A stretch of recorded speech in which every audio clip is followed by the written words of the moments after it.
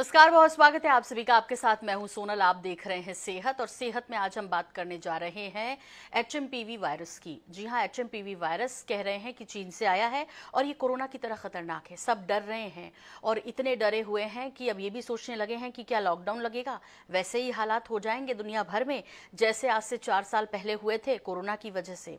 HMPV यानी कि human मेटान्यू virus फेफड़ों को प्रभावित करने वाला एक वायरस है। श्वसन तंत्र पर इफेक्ट करता है या कहें अटैक करता है, जिसे 2001 में खोजा गया। सीरोलॉजिकल सबूत बताते हैं कि ये 1958 से दुनिया में मौजूद है और सीडीसी के अनुसार ये सभी उम्र के लोगों को प्रभावित कर सकता है। लेकिन एक्सपर्ट कह रहे हैं कि छोटे बच्चे और बुजुर्गों को ये ज़्यादा प्रभावित कर सकता है, खासतौर पर यदि आपकी इम्यूनिटी कमज़ोर है और फिर आप किसी भी एज में हैं तब भी आप पर अटैक कर सकता है। लेकिन हम फिर कह रहे हैं कि हमारा मकसद आपको डराना नहीं है, बल्कि आपको जागरूक करना है, आपको अपडेट करना है एचएमपीवी वायरस से।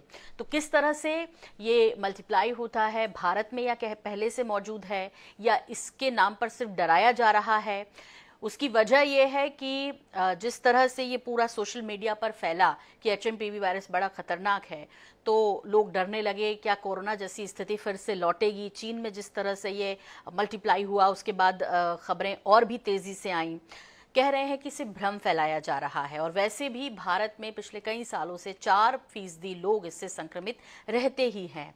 अभी यदि भारत की बात करें तो एचएमपीवी में कुल अब तक 8 से ज़्यादा नए मामले आ चुके हैं और इसमें छोटे बच्चे ज़्यादातर हैं। और इससे पहले कर्नाटक, तमिलनाडु में 2-2, पश्चिम बंगाल और गुजरात में 1-1 मामला सामने आया है। लेकिन हम आपको कर रहे हैं अपडेट क्योंकि सर्दी के वक्त इसका प्रकोप ज़्यादा हो सकता है, हालांकि ये ठीक भी हो सकता है। तो आइए बिना किसी देरी के मैं आपको इंट्रोड्यूस कराने जा रही हूँ। हमारे साथ इस वक्त स्टूडियो में मौजूद हैं सीनियर डॉक्टर RK पांडा जी, जो कि सीनियर पल्मोलॉजिस्ट हैं, साथ ही साथ वो HOD हैं रेस्पिरेटरी डिपार्टमेंट के। डॉक्टर साहब, बहुत स्वागत है आपका कार्यक्रम में। और साथ ही साथ आपसे ये भी जानना चाहेंगे कि एचएमपीवी जिस तरह से लोग डर रहे हैं इस वायरस से, क्या इतना ही डरना चाहिए? आप क्या कहेंगे एचएमपीवी पर? पहला तो बता दूं कि एचएमपीवी जो कि ह्यूमन मेटा नीमो वायरस बोलते हैं जी। ये 2001 में, जैसे आपने बताया कि 2001 में आइडेंटिफाई हुआ नीदरलैंड में। बेसिकली एचएमपीवी वायरस जो है ये एक रेस्पिरेटरी सिंसिटियल वायरस है जो कि normally upper respiratory tract infection करता है। अपर रेस्पिरेटरी मतलब नाक, कान, गला को। और अधिकतर ये देखा गया है कि ये बच्चों में, मतलब 5 साल से नीचे बच्चों में या 65 साल के ऊपर बुजुर्गों को ही अफेक्ट करता है। और वो भी कॉमन कोल्ड टाइप रहता है, जो कि वायरल निमोनिया या वायरल इन्फेक्शन बोल सकते हैं अपन उसके हिसाब से। बस इसी प्रकार से ये करता है जिसमें कि सर्दी, खांसी, कफ और गले में खराश होना और बुखार होना, ये आम सिम्टम्स एचएमपीवी वायरस के होते हैं, जो कि बहुत ही कॉमनली ये क्या बोलते हैं वातावरण में रहते हैं और हर साल ठंड में नॉर्मली जनवरी से मार्च में नॉर्दर्न हेमिस्फीयर में देखा जाता है। जी डॉक्टर साहब, इस कार्यक्रम को अपन आगे तो बढ़ाएंगे ही, लेकिन जैसे आपने बोला कि भाई ये सर्दी खांसी सर्दी के मौसम में होता है, खास तौर पर डरने की बहुत ज़्यादा ज़रूरत नहीं है इसमें, क्योंकि इसका इलाज भी संभव है। लेकिन उससे पहले आपको बता दें, देश के स्वास्थ्य मंत्री JP नड्डा ने भी कल ये कहा है कि आपको डरने की ज़रूरत नहीं है। हम वो भी पहले दर्शकों को सुनवाते हैं डॉक्टर साहब, फिर अपनी इस चर्चा को आगे बढ़ाएंगे। हेल्थ एक्सपर्ट्स ने एचएमपीवी वायरस के बारे में यह स्पष्ट किया है कि यह वायरस कोई नया वायरस नहीं है। इसकी पहचान सबसे पहले वर्ष 2001 में हुई थी और कई वर्षों से ये विश्व भर में फैल रहा है। चीन में जो एचएमपीवी वायरस के मामले पर हाल ही में आई रिपोर्ट्स पर स्वास्थ्य मंत्रालय ने Indian council for medical research के साथ और national centre for disease control के साथ और वर्ल्ड हेल्थ ऑर्गेनाइजेशन के साथ चीन सहित पड़ोसी देशों में स्थिति पर कड़ी निगरानी रखे हुए है। और भारत में किसी भी कॉमन रेस्पिरेटरी वायरल पैथोजन में किसी भी प्रकार की वृद्धि नहीं देखी गई है। देश के हेल्थ सिस्टम्स और सर्विलेंस नेटवर्क्स किसी भी उभरते हुए हेल्थ चैलेंज के प्रति क्विक रिस्पांस देने के लिए सक्षम है और तैयार है। तो जैसे आपने कहा, हमारे स्वास्थ्य मंत्री कह रहे हैं कि वो डरने की ज़रूरत नहीं है। हमारी भी यही कोशिश है कि आपको डराना नहीं है, लेकिन हाँ, प्रिकॉशन ज़रूर लेना है। डॉक्टर साहब, आपसे यहाँ ये समझना है कि इसमें प्रिकॉशंस की यदि बात करें, लेकिन उससे पहले लक्षण बहुत ज़रूरी हैं। हालांकि ये बहुत गंभीर नहीं है। एम्स में भी जिस तरह से 2007 में देखने में आया था, तो कुछ एक मरीजों में सिर्फ 3% ये निकला है, और ऐसे में बहुत घबराने की ज़रूरत तो नहीं है। पर क्या इसकी दवाइयाँ हैं, या कहें कि इसके लक्षण क्या होते हैं, मतलब कैसे समझें कि हम HMPV से प्रभावित हो सकते हैं? देखिए, HMPV जो वायरस है वो सिम्टम्स या अपन बोलेंगे जो लक्षण होते हैं वो कॉमन वायरल के लक्षण होते हैं। वायरल के लक्षण मतलब नाक बहना, नाक में कंजेशन आना, गले में खराश, बॉडी एक और फीवर। मतलब अगर आप बोलेंगे कि ठंड के मौसम में HMPV वायरस को लक्षणों से पहचाना जाए, ये थोड़ा सा मुश्किल कार्य रहेगा। ये नॉर्मल फ्लू टाइप का ही दिखेगा या अपन बोलेंगे कोविड टाइप का ही दिखेगा, लेकिन इसमें कोई ऐसा नया लक्षण नहीं है कि HMPV वायरस का अलग से लक्षण बताया जाए।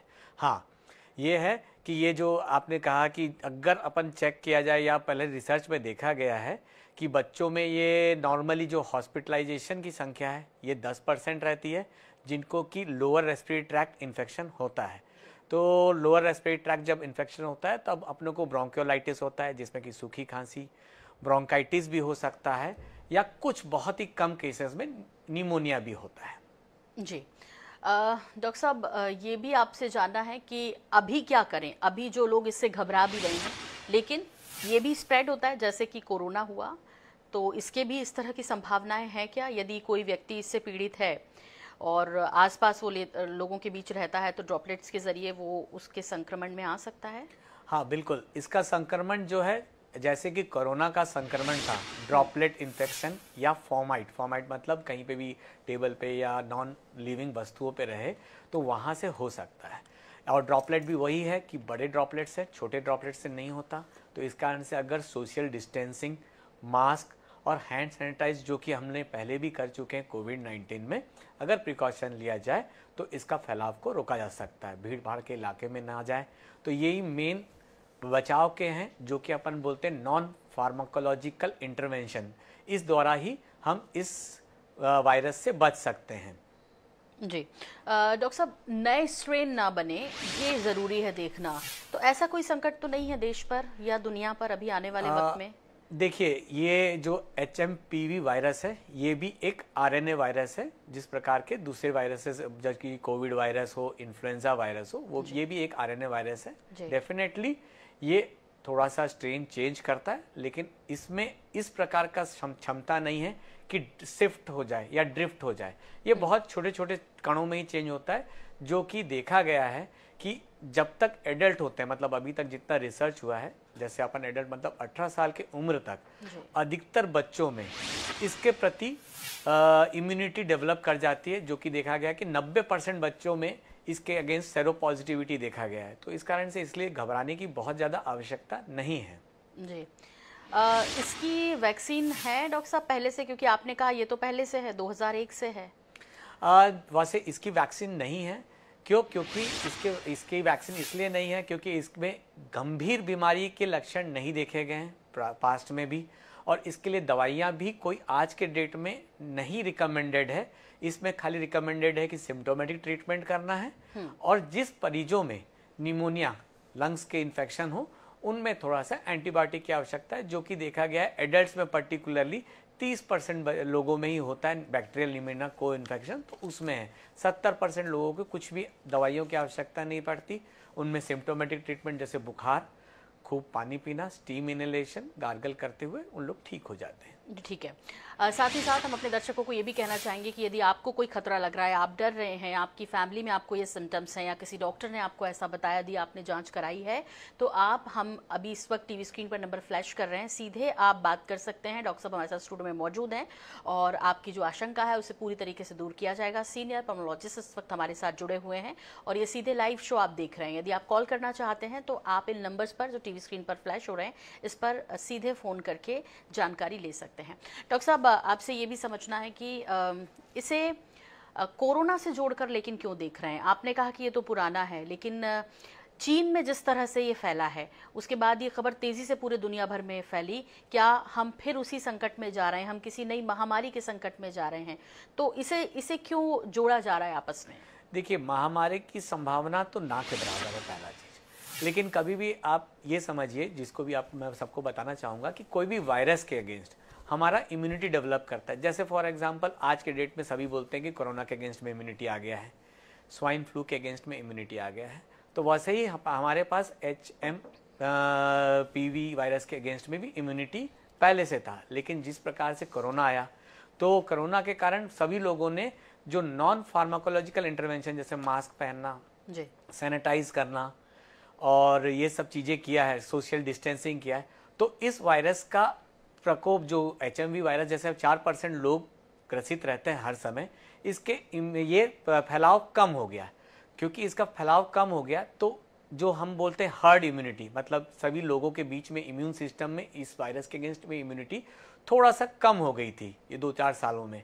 तो अब जैसे ठंड आई है फिर से वापस, तो ये वायरसेस फिर से थोड़ा सा एक्टिवेट हुए, थोड़ा सा फिर से फैल रहे हैं। तो इस कारण से थोड़ा सा नंबर ऑफ केसेस कहीं कहीं जगहों पे दिख रहे हैं हमको। बिल्कुल डॉक्टर साहब, लेकिन जिन लोगों ने कोरोना की वैक्सीन लिए हुई है या ज़्यादातर सभी ने ली है, कहीं कुछ एक ही लोग होंगे जो छूटे होंगे, तो क्या वो भी इस खतरे में हैं? देखिए, ये एक नया वायरस है, ये वायरस कोरोना के साथ कोई रिलेशन नहीं मेंटेन करते हैं। हाँ, खतरा मतलब कॉमन कोल्ड होएगा, मौसमी सर्दी, और इसको जो देखा गया है इसमें मौसमी सर्दी खांसी जो होता है 3 से 6 दिन होता है और खुद रिजॉल्व हो जाता है सिम्टोमेटिक ट्रीटमेंट लेने के बाद। इसमें कोई नया दवाई, कोई एंटीबायोटिक किसी की आवश्यकता नहीं है, खाली सिम्टोमेटिक ट्रीटमेंट और सेल्फ रिजॉल्विंग है। जी जी डॉक्टर साहब, यदि HMPV से कोई पीड़ित है तो फिर उसका इलाज कितने दिनों चलता है और उसे कितने दिन हॉस्पिटलाइज रहना पड़ेगा, क्या क्या प्रिकॉशंस लेने पड़ेंगे? देखिए, एक्चुअली HMPV अगर होता है किसी को भी तो उसमें हॉस्पिटलाइजेशन की बिल्कुल आवश्यकता नहीं है। अगर आप में प्रतिरोधक क्षमता ठीक ठाक है, नॉर्मल है, कोई भी इस प्रकार से बीमारियों से ग्रसित नहीं है जिसमें प्रतिरोधक क्षमता कम हो या फेफड़ों के कोई तकलीफ नहीं है, तो इस प्रकार की बीमारी अगर नहीं है तो आपको हॉस्पिटलाइजेशन होने की संभावना नियरली 0 है। मतलब आपको नॉर्मली सेल्फ लिमिटिंग डिजीज होगा जो कि सर्दी खांसी से 3 से 5 दिन में खुद ब खुद खत्म हो जाएगा। जी डॉक्टर साहब, जो इससे यदि चपेट में आ गए, वैसे तो परसेंटेज बहुत कम है, लेकिन फिर भी चपेट में आ गए तो आपने कहा कि उनको क्या क्या करना है, क्या नहीं करना है, लेकिन अब आम लोग चूँकि डरे तो हैं, सर्दी का मौसम भी है और चूँकि भारत में मामले आ चुके हैं, तो आप हम लोगों को क्या प्रिकॉशंस बताएंगे कि आपको ये करना चाहिए इम्यूनिटी डेवलप करने के लिए भी और साथ ही साथ इससे बचे रहने के लिए? वही मास्क कैरी करें हम लोग सब? देखिए, पहला चीज़ तो बता दूं कौन कौन जो कि खतरे में है, मतलब किसको किसको severe type of HMPV virus का इन्फेक्शन हो सकता है, जिसको क्योंकि माइल्ड होता है, मॉडरेट होता है, सीवियर होता है। सीवियर उनमें होता है 5 साल से नीचे बच्चों में, पॉइंट 1। दूसरा है 65 साल के ऊपर बुजुर्गों में, या आपको इस प्रकार की बीमारी जैसे कैंसर या कुछ इस प्रकार की जिसमें प्रतिरोधक क्षमता कम हो। तीसरा ये देखा गया है कि लंग्स से जैसे अस्थमा, COPD या आपको कोई भी लंग्स का या फेफड़ों का बीमारी है तो उनमें थोड़ा सा खतरा बढ़ जाता है। तो ऐसे लोगों में पर्टिकुलरली बोलूँगा कि सोशल डिस्टेंसिंग करें, कोई भी भीड़ भाड़ के इलाके में ना जाएं, डेफिनेटली मास्क पहनना जरूरी रहेगा क्योंकि मास्क ही इसका सबसे अच्छा बचाव है, और दूसरा हैंड सैनिटाइजेशन। ये 3 चीज़ें करने से आपको HMPV वायरस संक्रमण होने की संभावनाएं कम हो जाती है। जी डॉक्टर साहब, एक कॉलर हमारे साथ जुड़ रहे हैं और मनीष जी हैं, हमें रायपुर से फ़ोन कर रहे हैं। मनीष जी, स्वागत है आपका NS 24/7 पर, और क्या जानना चाहते हैं? मुझे ये जानकारी चाहिए, 8 महीने का कोई बच्चा है और उनको सर्दी जुकाम है ना, तो इस कंडीशन में हम उनको रोकने के लिए किस टाइप से उपाय करें ताकि और दूसरा कोई इफेक्टेड ना हो? ठीक है डॉक्टर साहब, ये क्योंकि आपने कहा कि 5 साल से कम उम्र के बच्चे और जनरली छोटे बच्चे, अभी आपने कहा जी, इनको क्या प्रिकॉशंस लेने हैं? देखिए, अगर बच्चे को सर्दी खांसी हो रही है, क्योंकि बच्चों को बहुत ही कॉमनली वायरल इन्फेक्शन या वायरल फ्लू हो जाता है और इस मौसम में ये सब चीज़ें आम हो गई हैं, तो सबसे पहला चीज़ है कि आप अपने नज़दीकी पीडियाट्रिशियन को दिखाएं, घर में कोई इलाज करने की कोशिश ना करें। दूसरा, सभी प्रिकॉशंस ले, कोई अगर बुजुर्ग हैं या कोई घर में है तो उनको थोड़ा सा सोशल डिस्टेंसिंग करें, एडिक्वेट फ्लूइड दें। सिम्टोमेटिक ट्रीटमेंट जैसे बुखार हो रहा है तो उस प्रकार से आप फीवर का दवाइयाँ दे सकते हैं, लेकिन सभी कुछ आप एक अपने पीडियाट्रिक डॉक्टर से सलाह लेके ही करें, ना कि घर में कोई इलाज करने का कोशिश करें। तो मनीष जी, आपको ज़रूर जो है एक अच्छे डॉक्टर को दिखा देना चाहिए, इसमें रिस्क नहीं लेना चाहिए, क्योंकि बच्चों में इतना इम्यूनिटी पावर नहीं होता है और फिर दिक्कत हो सकती है। डॉक्टर साहब, एक और कॉलर हमारे साथ जुड़ रही हैं, मोनिका जी जुड़ रही हैं हमारे साथ, राजधानी रायपुर से उन्होंने कॉल किया। मोनिका जी, स्वागत है आपका, और क्या जानना चाहती हैं आप? मैडम, मेरा सवाल ये है कि जैसे ये छोटे बच्चों को ज़्यादा संक्रमित कर रहा है, तो अभी जैसे वेदर चेंज होता है तो वैसे ही सर्दी खांसी जैसी चीज़ें होती हैं। अगर छोटे बच्चे हैं तो हम कैसे फ़र्क करें कि ये नॉर्मल सर्दी खांसी या नॉर्मल वायरल है या फिर ये HMPV टाइप ऑफ वायरस है? ठीक है। मोनिका जी, पहले तो बता दूं कि इसको नॉर्मल वायरल इन्फेक्शन से कभी भी सिम्टोमेटिकली आप इसको अलग नहीं कर सकते। क्योंकि इसमें नॉर्मली वही बुखार, सर्दी, नाक बहना, गले में खराश, सूखी खांसी और कुछ केसेस में सांस फूलना हो सकता है। तो इसको डिफ्रेंशिएट करने के लिए एक ही है कि RT-PCR की जांच करनी चाहिए अगर सीवियर हो रहा है तो। अगर माइल्ड हो रहा है तो 3 से 5 दिन में ये खुद ब खुद ठीक हो जाता है, सेल्फ लिमिटिंग होता है, खाली सिम्टोमेटिक ट्रीटमेंट लेना है। यही इसका इलाज भी है और यही इसका प्रिकॉशंस भी है। डॉक्टर साहब, यहाँ पर लेकिन अब चूंकि बच्चे स्कूल भी जा रहे हैं, सर्दी खांसी सभी को है, तो क्या आप ये सजेस्ट करेंगे कि अब स्कूलों में भी प्रिकॉशन हमें ले लेना चाहिए, क्योंकि prevention is better than cure? तो चूंकि मामले आ रहे हैं और ठीक है, आपने कहा कि ये बहुत नया नहीं है, इसका इलाज भी संभव है, लेकिन फिर भी जैसे अभी मोनिका जी जुड़ी, इससे पहले हमारे साथ मनीष जी जुड़े, तो इन लोगों की चिंता तो है पेरेंट्स की, हम बच्चों को स्कूल भेजे नहीं भेजे। मतलब ये हर किसी के मन में एक सवाल आ गया है। कोरोना के डर से मुझे लगता है कि अभी पूरी तरीके से हम उबर भी नहीं पाए थे।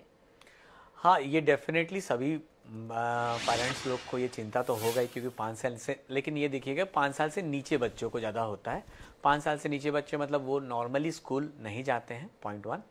हाँ, इनका न्यूट्रिशन लेवल देखते रहिए कि खान पान ठीक से करें, ठीक है। अगर इनकेस और कुछ इनको सर्दी खांसी होता है तो स्कूल ना भेजें, घर में इनका देखभाल किया जाए, क्योंकि ये सेल्फ लिमिटिंग 3 से 6 दिन होता है, सो दैट दूसरों को ना हो। और इनकेस ठीक होने के बाद भी 1-2 दिन, मतलब 4 से 5 दिन का छुट्टी लेके आराम से घर में ठीक किया जाए, और एक पीडियाट्रिशियन को दिखा के आप सलाह लिया जा सकता है। जी डॉक्टर साहब, एक और कॉलर हमारे साथ मध्य प्रदेश की राजधानी भोपाल से जुड़ रही हैं, मीनाक्षी जी ने हमें कॉल किया। मीनाक्षी जी, स्वागत है, क्या सवाल है? हेलो सर, मैं ये जानना चाहती हूँ कि इसके लक्षण क्या क्या हो सकते हैं, और ये किस तरह से हमें पता चले कि एकदम इससे हम इन्फेक्ट हो चुके हैं, ऐसे करके। देखिए, ये अभी भी यही बोल रहा हूँ कि ये इसके लक्षण बुखार, सर्दी, नाक बहना, गले में खराश, सूखी खांसी और बहुत ही रेयर केस में सांस फूलना है। ये क्लियरली एक वायरस है जो लंग्स को या नाक को ही, मतलब रेस्पिरेटरी ट्रैक्ट को ही अफेक्ट करता है और दूसरे ऑर्गन को बिल्कुल अफेक्ट नहीं करता। ये रेस्पिरेटरी ट्रैक्ट वायरस है, ये नाक में सर्दी में अधिकतर रहता है, 10% में ही खाली फेफड़ों में जाता है। हाँ, अगर 2 से 3 दिन या 5 दिन में बच्चा अगर ठीक नहीं हो रहा है तो आप इस पे ध्यान दीजिए कि इसको कुछ ज़्यादा हो रहा है। हाँ, इसको जानने के लिए एक ही इलाज, एक ही तरीका है कि RT-PCR जांच करना पड़ता है। उसके सिवा और कोई जांच से या कोई लक्षण से इसको डिफ्रेंशिएट नहीं किया जा सकता कि फ्लू है या और कोई बीमारी है। जी डॉक्टर साहब, देखिए, आपने भी कहा और जैसे अभी स्वास्थ्य मंत्री जी ने भी कल देश को आगाह किया कि ये सब जो है फैलाया जा रहा है, इससे डरने की ज़रूरत नहीं है। और सोशल मीडिया पे तो जिस तरह से इस बीमारी के बारे में चर्चा होने लगी, सभी घबरा गए। आपने कहा कि घबराने की ज़रूरत नहीं है, घबराने की बिल्कुल ज़रूरत नहीं है, इलाज संभव है और ये कोई नया वायरस भी नहीं है, लेकिन हाँ, प्रिकॉशंस लेने की ज़रूरत है। कितना महत्वपूर्ण हो जाता है, 13 जनवरी से प्रयागराज में महाकुंभ लग रहा है डॉक्टर साहब, वहाँ पर करोड़ों की संख्या में दुनिया भर से लोग पहुँच रहे हैं। ऐसे में आपसे ये समझना है कि वहाँ क्या प्रिकॉशंस ले, लोग जो जाने की तैयारी, जो पहले से अपने रिजर्वेशंस करा चुके हैं या जो जा रहे हैं, उनको वहाँ क्या करना चाहिए? देखिए, पहला चीज़ तो अगर आपका इम्यून सिस्टम ठीक है तो कोई घबराने की बात नहीं है। अगर हाँ, आपको ऐसा कोई बीमारी है तो डेफिनेटली फिर से वही बोलूँगा कि आप मास्क का इस्तेमाल करें, हैंड सैनिटाइज करें और अपने इम्यून सिस्टम का स्ट्रेंथनिंग करें, जैसे स्वस्थ खाना, स्वस्थ रहना, मतलब ठीक टाइम में सोइए, ठीक टाइम में खाइए, स्टीम इनहेलेशन करिए, गार्गल करिए। और कोई भी अगर रेस्पिरेटरी ट्रैक्ट इन्फेक्शन है तो आप अपने आप को पब्लिक प्लेस से थोड़ा सा दूर रखिए, और इन केस कुछ तकलीफ होती है तो डॉक्टर से तुरंत सलाह लीजिए ताकि ये बीमारी बढ़े नहीं। जी डॉक्टर साहब, आपने कहा कि इसके आउटब्रेक होने की तो कोई संभावनाएं विशेष ऐसी दिखती नहीं है, तो आपको ये प्रिकॉशंस लेना चाहिए कि जब भी हल्की फुल्की भी सर्दी खांसी हो जाए तो आपको वैसे भी मास्क पहन लेना चाहिए, क्योंकि बाकी लोग आपसे प्रभावित ना हो। हाथ धोने की जो एक अच्छी आदत है वो आपको हमेशा रखनी चाहिए, कैरी करनी चाहिए, और अच्छे से हाथ धोने की कोरोना में हमने बहुत अच्छे से सीखा है कि कैसे हाथ धोते हैं। डॉक्टर साहब, सोशल मीडिया ने जिस तरह से लोगों को आधे से ज़्यादा बीमार कर दिया, मुझे लगता है फिजिकली से ज़्यादा मेंटली कर दिया है। आप कहेंगे कि ये थोड़ा सब्जेक्ट से अलग है, लेकिन इस वक्त आप अवेयर करना चाहेंगे न सिर्फ HMPV वायरस को लेकर, कई बीमारियां हैं जिसको लेकर आजकल बड़े छोटे छोटे शॉर्ट फिल्म्स जो हैं वो रील्स के ज़रिए दिखाते हैं, कितनी खतरनाक हो सकती हैं या कितना ये बढ़ा रही हैं, लोगों को डरा रही हैं, और कितना नुकसानदेह आपकी हेल्थ के लिए हो सकती हैं कई मामलों में। डेफिनेटली आजकल जो चलन है सोशल मीडिया का, जिससे कि सोशल मीडिया में कुछ भी बोलते हैं किसी भी बीमारी के लिए, भले उनको पता है नहीं पता है, बस वो रील बनाते हैं और छोड़। इसमें गलत जानकारियाँ बहुत ज़्यादा मिलती हैं लोगों में। मैं यही सभी को सलाह दूंगा, कोई भी तकलीफ़ हो रही है, कोई भी बीमारी हो रही है, एक क्वालिफाइड डॉक्टर से मिल के अपने सभी डाउट्स को क्लियर करें और अपना इलाज स्पेशलिस्ट या क्वालिफाइड डॉक्टर से ही करवाएं, ना कि कहीं पे भी जाके किसी भी बातों को सुन के कि जैसे कि बहुत बार अफवाह फैलाई जाती है कि डायबिटीज़ ठीक हो जाता है, बहुत बार अफवाह फैलाई जाती है कि सर में बाल आ जाते हैं लोगों में। जी जी जी। तो ये सब चीज़ें अफवाहें हैं, बाद में आपको पता चलता है कि ये सब अफवाहें थी, कोई फ़ायदा नहीं हुआ, जबकि उल्टा हो गया कि आपकी बीमारी बढ़ गई, डायबिटीज़ अनकंट्रोल हो गया, किडनी में इफेक्ट कर दिया। तो मैं ये बोलूँगा, सभी को सलाह दूंगा, कोई भी बीमारी हो तो उसको एक क्वालिफाइड डॉक्टर से ही बात करके सलाह करके अपना इलाज कराएं। और सबसे सीनियर डॉक्टर पल्मोनोलॉजिस्ट इस वक्त हमारे बीच हैं। जब भी टीवी पर कोई कार्यक्रम यदि चलाया जा रहा है तो दर्शकों आपको बेहद ये जानकारी रखनी चाहिए कि वो कुछ ऑथेंटिक ही होगा। सोशल मीडिया पर कोई जिम्मेदारी नहीं लेता इस बात की। धनेश्वरी जी इस वक्त हमारे साथ जुड़ रही हैं, रायपुर से उन्होंने कॉल किया। धनेश्वरी जी, स्वागत है, और क्या सवाल है? हाँ मैम, मेरा ये सवाल है कि अगर कोई 5 साल का बच्चा है और उसे उसका फीवर 1 हफ्ते से है तो उसे ठीक करने के लिए क्या करना होगा? देखिए धनेश्वरी जी, 5 साल का बच्चा है और उसको 5-7 दिन से 1 हफ्ते से फीवर हो रहा है। पहला चीज़ तो आपने अपने बच्चे को या ऐसे बच्चों को डॉक्टर की सलाह लिए है कि नहीं लिए, क्योंकि इसमें पहले तो ये देखना है कि बुखार किस कारण से है। बहुत सारे कारण हैं, ज़रूरी नहीं है कि फेफड़े के हों, पेट के भी इन्फेक्शन में हो सकता है, यूरिन के भी इन्फेक्शन में हो सकता है। तो एक बच्चों वाले डॉक्टर को दिखा के सब जांच करवा के इलाज शुरू करिए तुरंत।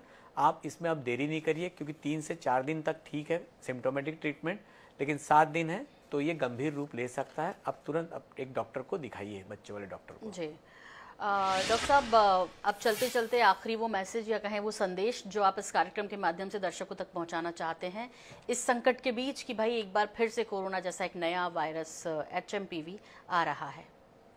पहला तो ये संदेश देना चाहूँगा कि HMPV वायरस कोई नया वायरस नहीं है। इसके सिम्टम्स माइल्ड होते हैं, अधिकतर अपर रेस्पिरेटरी ट्रैक्ट इन्फेक्शन के होते हैं, ऐसा कोई और सेल्फ लिमिटिंग होते हैं, यानी 3 से 5 दिन में खुद ब खुद ठीक हो जाते हैं सिम्टोमेटिक ट्रीटमेंट के साथ। हाँ, इन केस आपका इम्यून पावर या आपका उम्र 5 साल से नीचे या 65 साल के ऊपर है, इस प्रकार कोई भी सिम्टम्स होता है तो डॉक्टर को तुरंत दिखाएं, इसमें कोई लापरवाही नहीं करिए। हाँ, और अगर अस्थमा, COPD या लंग डिजीज से कुछ भी से ग्रसित हैं तो अगर आपको वायरल होता है तो तुरंत उसका इलाज करें। तो और इसके साथ ये है कि इसका बचाव ही इलाज है, इसका ऐसे कोई दवाइयाँ नहीं है, कोई वैक्सीन नहीं है। कोई आपको ये बोलता है कि ये वैक्सीन लगा लो, ये कर लो, तो ऐसा कुछ ना करें। आप बचाव के लिए मास्क पहने, सोशल डिस्टेंसिंग और हाथ धोएं। तो ये बहुत महत्वपूर्ण है और ये जानलेवा वायरस बिल्कुल नहीं है, कोरोना जैसी जाने ये नहीं लेने वाला, इसलिए आपको डरने की ज़रूरत नहीं है। यही हमारी कोशिश थी कि आपको हम अपडेट करें। डॉक्टर साहब बहुत शुक्रिया, आपने इतने अपने बिजी शेड्यूल से हमारे लिए वक्त निकाला, हमारे दर्शकों को इतना समय दिया और इस वायरस के बारे में लोगों को ये बताया कि बिल्कुल भी खतरनाक वायरस नहीं है, लेकिन precaution is better than cure. इसी संदेश के साथ फिलहाल दीजिए इजाजत, लेकिन जारी है खबरें का सिलसिला INS 24/7 पर। जुड़े रहिए हमारे साथ। नमस्कार।